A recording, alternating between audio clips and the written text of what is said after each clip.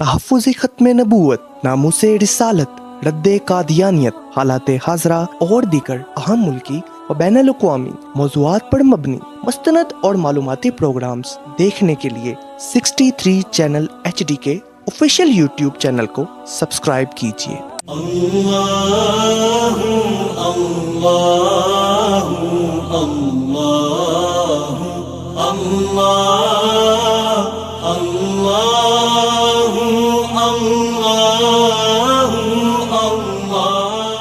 हज़रत इस वक्त अशूब चश्म की बीमारी चल रही है और एक मोहलक बीमारी जो कि डेंगू की वबा फैली हुई है, इसका रूहानी इलाज क्या है?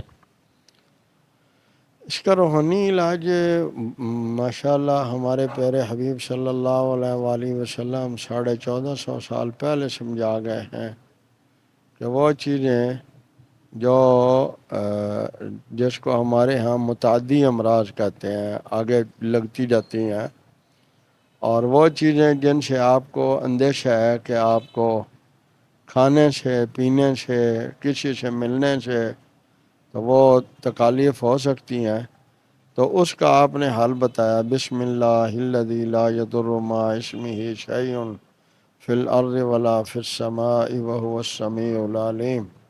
ये सुबह शाम 3 बार पढ़ लें।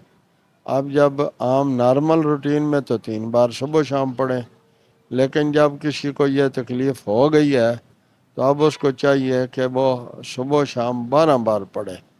आगे पीछे दुरूद शरीफ पढ़ के तो लुआब लगाए, पानी पे दम करके पिए भी सही, और अपने ऊपर स्प्रे की बोतल में डाल के दिन में 2-3 बार स्प्रे कर ले। दूसरी दुआ है औज़ु बिकलिमातिल्लाहि ताम्मात मिन शर्रि मा खलक़।